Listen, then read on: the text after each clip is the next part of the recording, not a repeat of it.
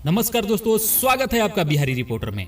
आइए आज बिहार की 15 बड़ी खबरों को जानते हैं। तो फटाफट आप कमेंट बॉक्स में ये जरूर बताएं कि आप बिहार के किस जिले में रहते हैं, और साथ ही आपके मन में कोई सवाल हो तो आप कमेंट बॉक्स में जरूर पूछें और अपने तरफ से इस वीडियो को एक प्यारा सा लाइक जरूर कर दें। तो आज की सबसे पहली खबर है, बिहार के शिक्षा मंत्री मेवालाल चौधरी ने पद ग्रहण करने के कुछ घंटे बाद दिया इस्तीफा और उन पर लगे थे भ्रष्टाचार के आरोप। बिहार की नई सरकार में मंत्री पद की शपथ लेते ही विवादों में घिरे शिक्षा मंत्री डॉक्टर मेवालाल चौधरी ने इस्तीफा दे दिया है। मेवालाल पर नियुक्ति के मामले में घोटाले का आरोप है और राजद नेता तेजस्वी यादव समेत अन्य विपक्षी दल लगातार उन पर हमले कर रहे थे। पत्नी की मौत के मामले में हत्या का भी नया आरोप लगाया जा रहा था। गुरुवार की सुबह ही मेवालाल ने अपने ऊपर सभी आरोपों को निराधार बताया था। हालांकि इसके कुछ ही देर बाद उन्होंने मंत्री पद से इस्तीफा दे दिया।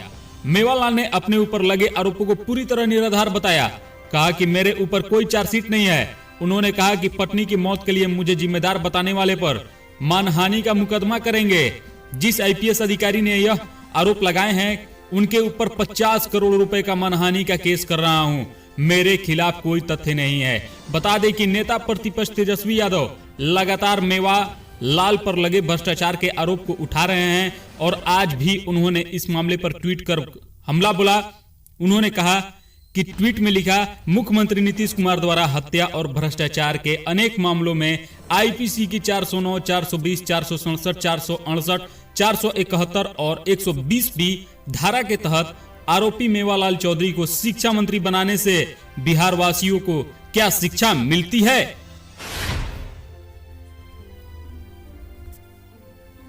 और आज की सबसे बड़ी खबर, पाकिस्तान की अदालत ने मुंबई हमले के सरगना हाफिज सईद को 10 साल की सजा सुना दी। जी हां फ्रेंड, पाकिस्तान की अदालत ने मुंबई हमले के सरगना और जेयूडी प्रमुख हाफिज सईद को आतंकवाद के 2 और मामले में 10 साल जेल की सजा सुनाई है।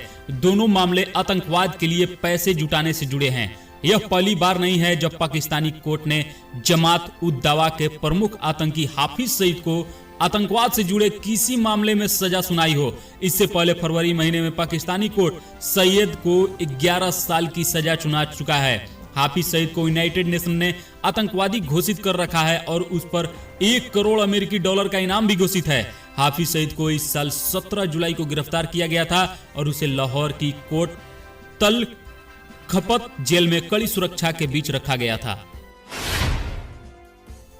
बिहार में सरकार बनते ही 5 नए मेडिकल कॉलेज अस्पताल के निर्माण का कार्य तेज। जी हां फ्रेंड, बिहार में सरकार बनते ही 5 नए मेडिकल कॉलेज अस्पतालों के निर्माण कार्य तेज हो गए हैं। बिहार में कोरोना महामारी और बिहार विधानसभा आम चुनाव को लेकर लगे आदर्श आचार संहिता के कारण राज्य में नए मेडिकल कॉलेज अस्पतालों के निर्माण की प्रक्रिया धीमी पड़ गई थी, लेकिन नई सरकार के गठन के साथ ही इनमें तेजियां आ गई हैं। इनमें राज्य के सीतामढ़ी, झंझारपुर, पूर्णिया, छपरा और समस्तीपुर में 5 मेडिकल कॉलेज अस्पताल शामिल हैं। इनका कार्य आरंभ पहले हो चुका है और चुनाव से ठीक पहले सिवान में मेडिकल कॉलेज अस्पताल का मुख्यमंत्री नीतीश कुमार ने शिलान्यास किया था और वहां भी भूमि पूजन किया जा चुका है। इन अस्पतालों के अगले 5 वर्षों के अंदर पूर्ण होकर पढ़ाई शुरू होने की उम्मीदें हैं और इससे बिहार में स्वास्थ्य सेवाओं में बढ़ोतरी होगी और सस्ती एवं सुलभ स्वास्थ्य व्यवस्था आम लोगों को उपलब्ध होगी। बिहार से दूसरे प्रदेशों में मरीजों के इलाज के लिए जाने की रफ्तार जो है कम पड़ जाएगी। हाई स्कूल के शिक्षकों के लिए बहुत बड़ी खुशखबरी। बिहार सरकार ने 72 हाई स्कूल के शिक्षकों की सैलरी में किया इजाफा। जानेंगे कब से और कितना होगा फायदा। बिहार के 72 गैर सरकारी मान्यता प्राप्त अल्पसंख्यक माध्यमिक विद्यालयों के शिक्षकों को 1 अप्रैल 2020 को देय पुनर्निश्चित मूल्य वेतन में 15% की बढ़ोतरी की गई है।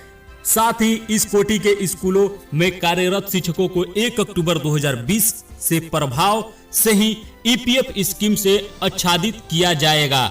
शिक्षा विभाग ने बुधवार को इसको लेकर संकल्प जारी किया है और सैद्धांतिक और नीतिगत तौर पर पहले से ही इसे मंजूरी दे दी गई थी। इसका लाभ 27 मई 2011 के बाद नियुक्त एवं कार्यरत माध्यमिक उच्च माध्यमिक शिक्षकों को मिलेगा। इसके अलावा आलोक में इन्हें पुनरीक्षित वेतनमान का लाभ दिया जा चुका है और इसी के आलोक में गैर सरकारी मान्यता प्राप्त अल्पसंख्यक माध्यमिक एवं उच्च माध्यमिक शिक्षकों को पुनरीक्षित वेतनमान के समतुल्य वेतनमान देने की अनुशंसा पे मैट्रिक्स के अनुरूप मूल वेतन निर्धारण कर दी गई है। इन शिक्षकों के लिए 18 इंडेक्स निर्धारित किए गए हैं। ऐसे शिक्षकों का वेतन पहले 5200 से 20,200 तक था, अब उनको 20,560 से 34,080 रुपए तक मिलेंगे। बिहार के लिए एक और भी बड़ी खुशखबरी, कल से चलेंगी 7 इंटरसिटी ट्रेन और 5 मेमू ट्रेनें। आज हम आपको बताएंगे इसका पूरा शेड्यूल। रेलवे ने बिहार में छठ पूजा पर यात्रियों की सुविधा को ध्यान में रखते हुए पटना से सहरसा, जयनगर समेत 7 जगहों के लिए कुल इंटरसिटी ट्रेनें चलाने की घोषणा की है। यह ट्रेनें 20 नवंबर से 30 नवंबर के बीच चलाई जाएंगी। यह ट्रेनें पूरी तरह से आरक्षित होंगी। बिना रिजर्वेशन के इनमें से कोई भी यात्रा नहीं कर सकेगा। वही समस्तीपुर रेल प्रखंड के दरभंगा से पटना और सहरसा से पटना के बीच मेमू पैसेंजर का परिचालन 30 नवंबर तक प्रतिदिन होगा। रेलवे ने मेमू ट्रेनों की समय सारणी जारी कर दी है। यात्री अनारक्षित काउंटर या मोबाइल ऐप के जरिए टिकट लेकर इन ट्रेनों में यात्रा कर सकते हैं। रेल मंडल के दरभंगा, जयनगर, रक्सौल, मुजफ्फरपुर से हावड़ा, मुंबई, अहमदाबाद और उधना के लिए छठ पूजा स्पेशल ट्रेनों का परिचालन किया जाएगा। अलग अलग स्टेशनों से खुलने और गुजरने वाली गाड़ियों का टाइम टेबल भी जारी कर दिया गया है। नीतीश सरकार का 2020 में दोबारा स्वास्थ्य मंत्री बने मंगल पांडे ने संभाला पदभार। बिहार विधानसभा चुनाव 2020 के बाद नीतीश कुमार की अगुवाई में एनडीए सरकार का गठन हो चुका है। इसमें फिलहाल मुख्यमंत्री नीतीश कुमार समेत 15 मंत्रियों के बीच विभाग का बंटवारा भी हो चुका है। नीतीश सरकार में स्वास्थ्य मंत्री का जिम्मा दोबारा भाजपा नेता मंगल पांडे को मिला है। इसी बीच आज यानी 19 नवंबर को स्वास्थ्य मंत्री मंगल पांडे ने विभाग में जाकर पदभार ग्रहण किया। पदभार संभालने के बाद उन्होंने कहा कि अस्पताल की साफ सफाई की व्यवस्था प्राथमिकता में शामिल होंगी। आपको बता दें कि मंगल पांडे को पथ निर्माण विभाग भी सौंपा गया है। उन्होंने बुधवार को पथ निर्माण विभाग की जिम्मेदारी संभाली है और इसी दौरान विभागीय प्राथमिकताओं के सवाल पर मंत्री ने कहा कि साल 2005 से लेकर अब तक बिहार में सड़कों की स्थिति में अभूतपूर्व परिवर्तन हुआ है। एनडीए राज्य में सड़कों की गुणवत्ता का पूरा ख्याल रखा गया है, जिसे आगे भी जारी रखा जाएगा। आवागमन में अधिक दूरी कम समय में कैसे तय हो सके, इसके लिए जिला से लेकर स्टेट एवं एनएच को दुरुस्त किया जाएगा।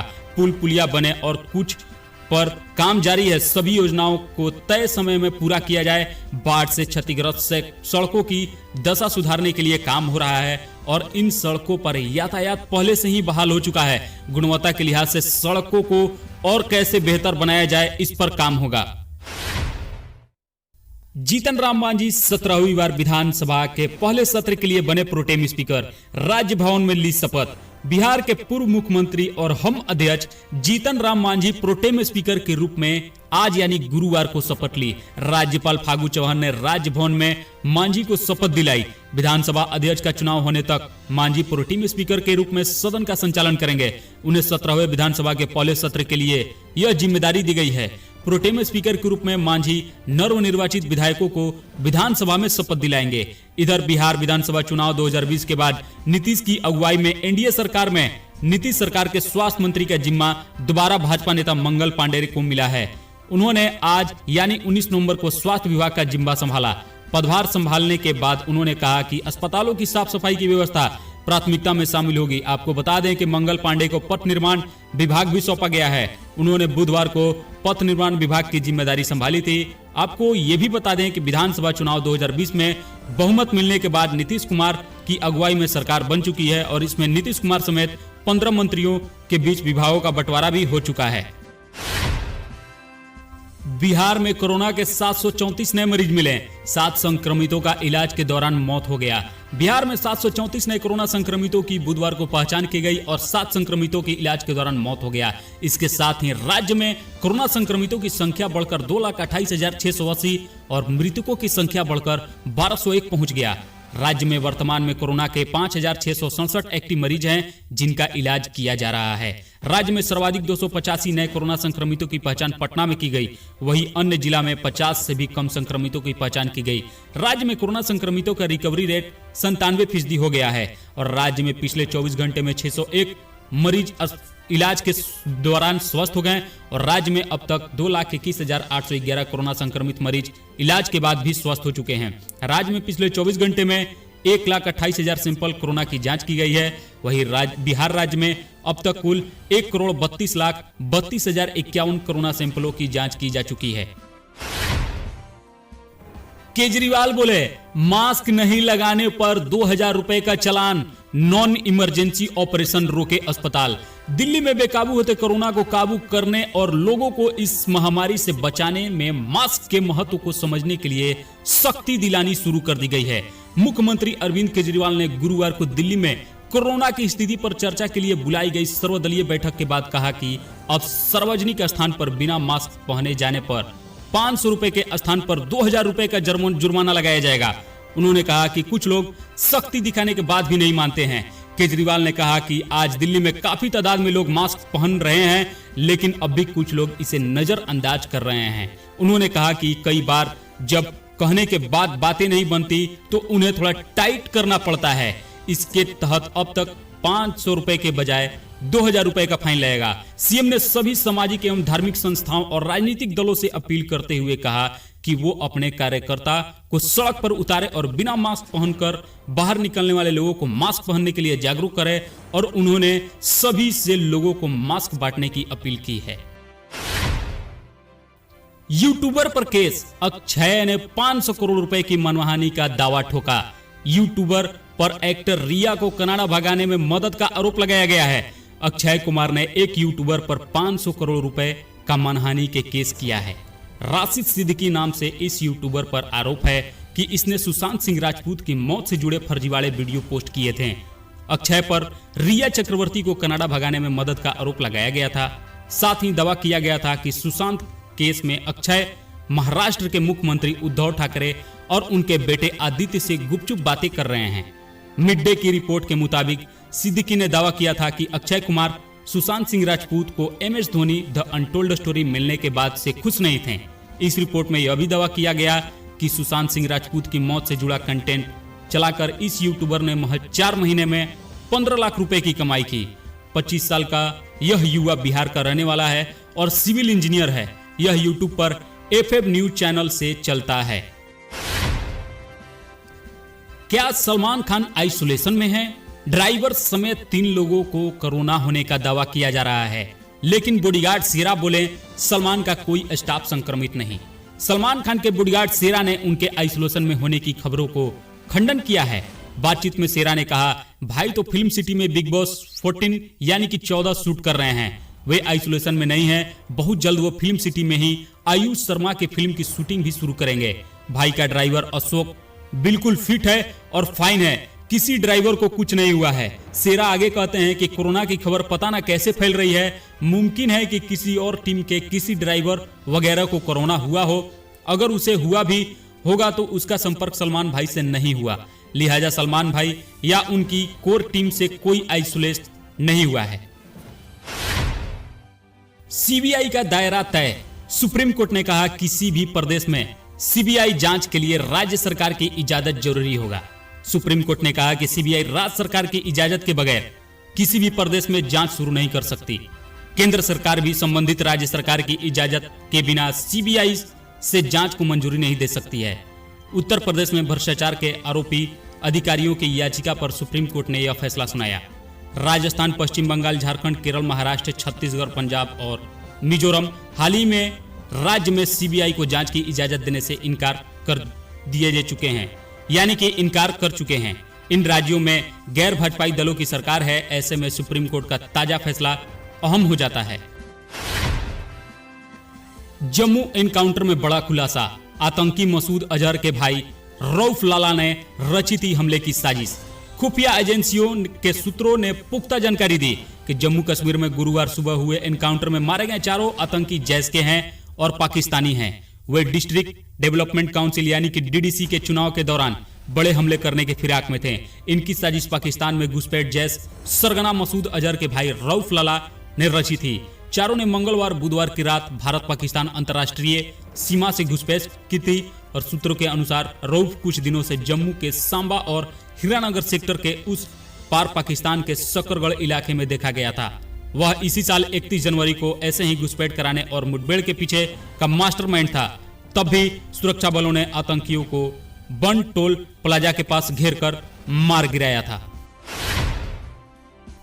अमेरिका के अस्पतालों में कम पड़ने लगे हैं बेड। यहां मरने वालों का आंकड़ा 2,56,000 से ज्यादा हो गया है। दुनिया में अब तक 5.65 करोड़ से ज्यादा लोग संक्रमण के चपेट में आ चुके हैं और इनमें 3.93 करोड़ लोग ठीक हो चुके हैं, जबकि 13,53,000 लोगों की जानें जा चुकी हैं और अब तक 1,58,00,000 ऐसे मरीज हैं जिनका इलाज चल रहा है, यानी कि एक्टिव केस। ये आंकड़ा हम लोग worldometer.info कोरोना वायरस के मुताबिक आपको दे रहे हैं। अमेरिका में हालात बद से बदतर होने लगे हैं। यहाँ के अस्पताल में बेड कम पड़ने लगे हैं। मरने वालों का आंकड़ा भी 2.56 लाख हो चुका है। द गार्डियन की एक रिपोर्ट के मुताबिक अमेरिका के कुछ राज्यों में हालात अब काबू से बाहर होते जा रहे हैं। संक्रमितों का आंकड़ा तो बढ़ ही रहा है, साथ ही मरने वालों की संख्या भी अब काबू से बाहर होती दिख रही है। बुधवार तक यह कुल 2.56 लाख लोगों की मौत हो चुकी थी और रिपोर्ट के मुताबिक 77,000 लोग इस वक्त हॉस्पिटल में हैं। नेवादा, मिशिगन जैसे राज्यों में तो स्थिति और भी खराब है। नेवादा के रेनो शहर में अस्पताल में मरीज इतने बढ़ गए कि कार पार्किंग में वार्ड बनाना पड़ा और यहाँ स्टाफ इतने मरीजों को संभाल नहीं पा रहे हैं। गुजरात के बीच समंदर में मछुआरों की नाव में आग लग गई। सभी मछुआरों को दूसरी नाव के जरिए सुरक्षित बचाया गया, जैसा कि आप वीडियो में देख रहे हैं। दोस्तों, इस प्रकार का वीडियो अपडेट पाने के लिए प्लीज मेरे चैनल को एक लाइक, सब्सक्राइब और शेयर जरूर करें। मिलते हैं दोस्तों अगले वीडियो में। जय हिंद, जय भारत।